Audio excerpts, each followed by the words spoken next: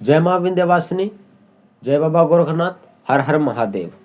आज का विषय हर सनातनी हिंदू से संबंधित है कि जो भी हिंदू इन शक्तियों को पूजता है उसके घर में ये समस्या शुरू हो जाती है। पहले उनके घर की कुल की शक्तियां बंधित हो जाती है, घर की सारी शक्तियां बांध दी जाती हैं।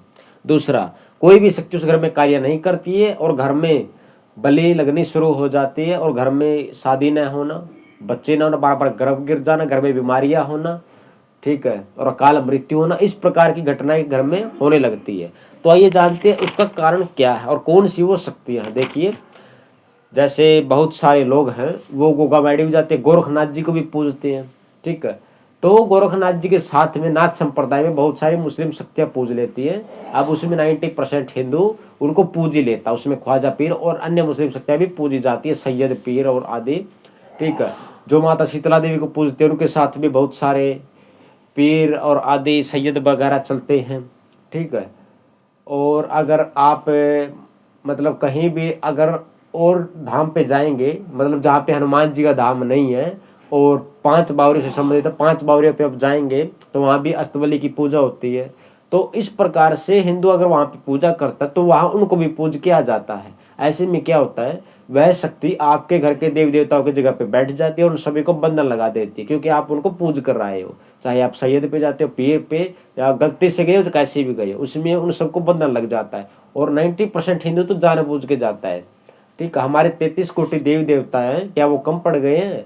हमारे भगवानों के इतने अवतार हैं, राधे कृष्ण जी, राधे हैं, और भोले बाबा, और उनके भैरव जी अवतार, वीरभद्र जी अवतार, माँ भद्रकाली, माँ महाकाली, माँ शमशान काली, गोरखनाथ जी, जाहिर गोगा जी, माता शीतला, माता मसानी, माँ चुराहे वाली हैं। अपने अपने घर की कुलदेवी को ही पूज लो आप। तो अगर इनको नहीं पूजना, आपको कुलदेवी को भी नहीं पूजना, पीर सैयद इनको जरूर पूजना है। उससे आपके घर की शक्तियाँ बदलती चली जाती है। एक समय के बाद अगर आप उनको पूजना छोड़ देते हैं तो आपको समस्या देने लगते हैं, क्योंकि सनातन में ये है, अगर आप भगवान के पूजोगे तो आपको भगवत धाम मिलेगा, अच्छा कर्म करोगे स्वर्ग मिलेगा, बुरा करोगे नरक मिलेगा। लेकिन पीरों के और अन्य मुस्लिम और चर्च, इनमें सब में ऐसा नहीं है।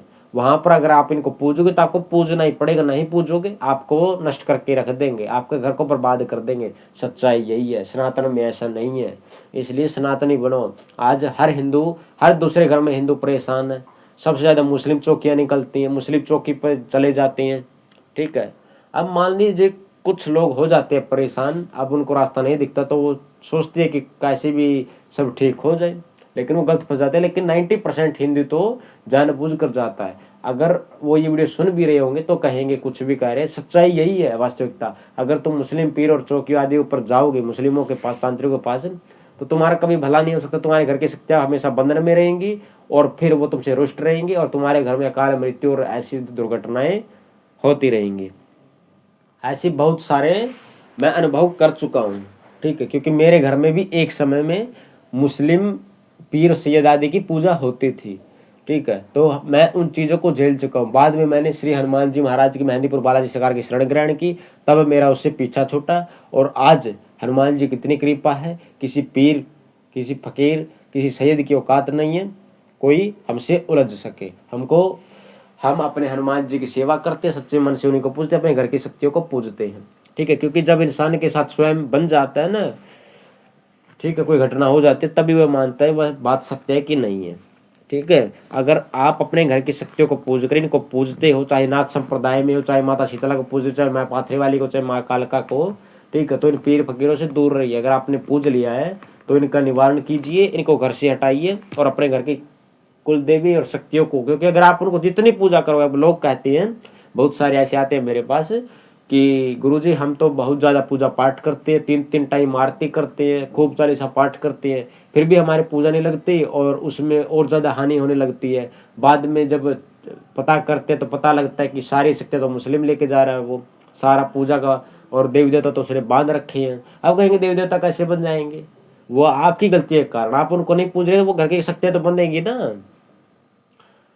आप उनको नहीं पूज रहे तो वो स्वयं कमजोर पड़ जाते हैं, ठीक है। अब ये विषय वही समझ सकता है जिसके घर में घर की शक्तियाँ कभी न कभी उन पर प्रसन्न रही होगी, बाद में उन्होंने इनको पूज लिया, तब उनका घर बर्बाद और खंडित हो चुका है, ठीक है, इसलिए सावधानी से पूजिए और सच्चे सनातनी बनिए, तभी आपका भला और उद्धार हो सकता है। अगर आपको हमारी वीडियो अच्छी लगी तो हमारे चैनल को सब्सक्राइब अवश्य करें। जय माता की।